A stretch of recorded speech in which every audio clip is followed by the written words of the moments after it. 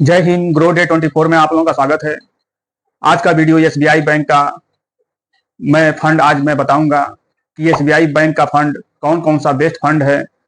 आप SBI bank में बहुत दिन से आप काम करते होंगे, मतलब कि आप पैसा निकालते होंगे, डालते होंगे, एफडी करते होंगे, लेकिन आपको पता नहीं होगा कि म्यूचुअल फंड एक ऐसा स्कीम भी होता है कि म्यूचुअल फंड मात्र 1,000 रुपए से 500 रुपए से एसआईपी सिस्टमेटिक इन्वेस्टमेंट प्लान हो सकता है, जो आगे चल के हमारे बुढ़ापे के लिए, हमारे बच्चों के लिए काम आ सकता है। तो ये सब चीज आपको कोई बताने वाला नहीं होगा। यदि आप YouTube पे सर्च करेंगे तो तमाम वीडियो आपको मिल जाएंगे। तो आज हम एसबीआई बैंक का ही कम से कम सैकड़ों फंड है, लेकिन सैकड़ों फंड में से हम फंड कैसे सेलेक्ट करें कि फंड हमको बेस्ट फंड हमको मिले, बताने के लिए बहुत लोग आपको बताएंगे। सैकड़ों फंड में से बहुत सारे फंड होते हैं, कुछ चिल्ड्रन फंड होते हैं, डेट फंड होते हैं, बहुत सारे सैकड़ों फंड हैं। उसमें से हमको बढ़िया फंड चूज करना है कि बेस्ट फंड कौन सा है एसबीआई बैंक का, उस बैंक में इन्वेस्टमेंट हमको करना है। तो आज उसी पे वीडियो है। और वीडियो ये यदि आप लोगों को अच्छा लगे तो सब्सक्राइब कीजिएगा, लाइक कीजिएगा और कमेंट कीजिएगा। सैकड़ों फंड में से हम 3 फंड का कंपेयर करेंगे। ये तीनों फंड अपने आप में आप सुने भी होंगे, सोशल मीडिया पे या यूट्यूब पे आप सुने भी होंगे। स्मॉल कैप नाम सुने होंगे, एसबीआई मिड कैप का नाम सुने होंगे, एसबीआई कॉन्ट्रा फंड का नाम सुने होंगे। ये सब एसबीआई बैंक का ही फंड ये सब है।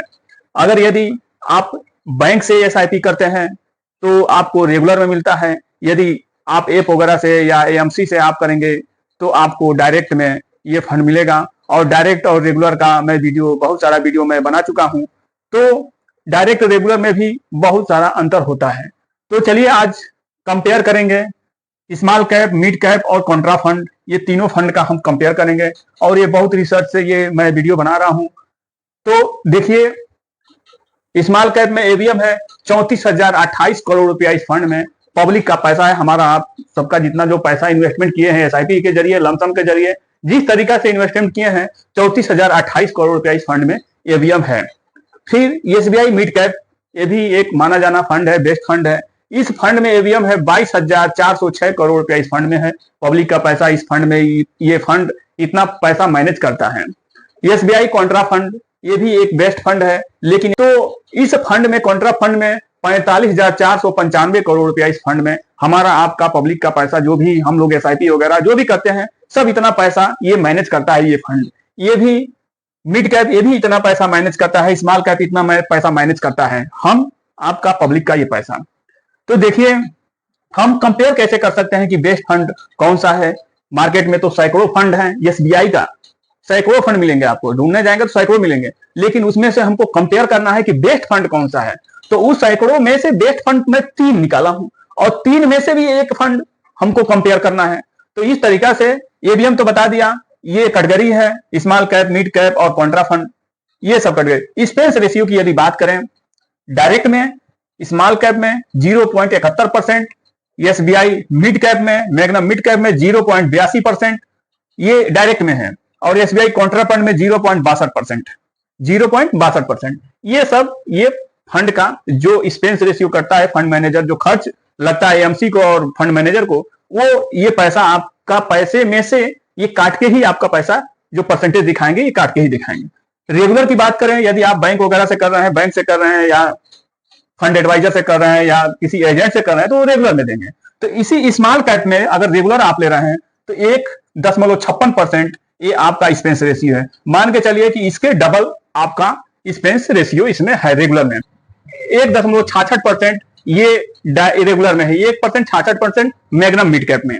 और वही कॉन्ट्रा की बात करें तो 1.49% ये कॉन्ट्रा का रेगुलर में एक्सपेंस रेशियो है। तो इस तरीका से एक्सपेंस रेशियो इस फंड में ये है। तो आप स्वयं देख सकते हैं, एक्सपेंस रेशियो के मामले में जो है कॉन्ट्रा फंड सबसे कम है, और सबसे ज्यादा जो है मैग्नम मिड कैप सबसे ज्यादा एक्सपेंस रेशियो के मैटर में सबसे ज्यादा आप देख सकते हैं 82%, 1.66%, इतना ये अंतर है। तो अगर ऑल टाइम की हम बात करें, ऑल टाइम ये रिटर्न कितना दिया, जब से ये चालू हुआ है तब से अब तक ये कितना परसेंटेज का रिटर्न दे चुका है। तो ऑल टाइम की यदि बात करें तो 19.58% ये ऑल टाइम, जब से ये चालू है तब से अब तक 19.58% का रिटर्न ये दे चुका है। इसमें सब कुछ होगा, सब कुछ मतलब कोरोना काल होगा और जो भी गिरावट आएगी सब इसमें ये होगा 19.58%। वही मिड कैप का अगर बात करें, एसबीआई मैग्ना मिड कैप का 16.82% ये रिटर्न दिया है अपने ऑल टाइम में, मतलब जब से ये फंड चालू है अब तक 16.82%। वही अगर कॉन्ट्रा फंड की, एसबीआई कॉन्ट्रा फंड की बात करें तो 16.8% ये रिटर्न जब से चालू हुआ है, लगभग 2005 से, कोई 2007 से चालू हुआ है, ये इतना दिया है। फिर 1,000 रुपए महीना 15 साल, 1,000 रुपए महीना 15 साल 21.72% का ये रिटर्न दिया है 15 साल में। ये तो ऑल टाइम में हो सकता है 17 साल, 18 साल, 20 साल हो गया हो, लेकिन 15 साल की अगर हम कंपेयर करें, 15 साल में अगर हम कंपेयर करें तो एसबीआई स्मॉल कैप 1,000 रुपए पर महीना अगर कोई एसआईपी किया होता और 15 साल किया होता, 21.72% का 15 साल में एनुअल रिटर्न ये दिया है। तो 1,000 रुपए महीने से 15 साल में 1,80,000 ये फंड में 15 साल में 1,000 रुपए महीने से 1,80,000 इस फंड में पैसा जाता है। 10,96,000 ये पैसा बना के पास्ट में दे चुका है। फ्यूचर का कोई गारंटी नहीं होता है कि फ्यूचर में क्या करेगा क्या नहीं करेगा। वही एसबीआई मैग्ना मिड कैप की बात करें तो 1,000 रुपए महीना ये भी 15 साल का मैं निकाला हूं, 18.38% का रिटर्न है पिछले 15 साल से एनुअल रिटर्न, और 1,80,000 इसमें भी जाता है, 8,18,000 ये भी फंड बना चुका है। कॉन्ट्रा फंड की बात करो तो 1,000 रुपया महीना 15 साल और 15 साल में 16.99%, यानी आप मान के चलिए कि 17% का ये रिटर्न 15 साल में दिया हुआ है। और 1,000 रुपए महीने से 15 साल में 1,80,000 इस फंड में जाता है, 1,000 रुपए महीना 7,24,000 ये फंड बना चुका है।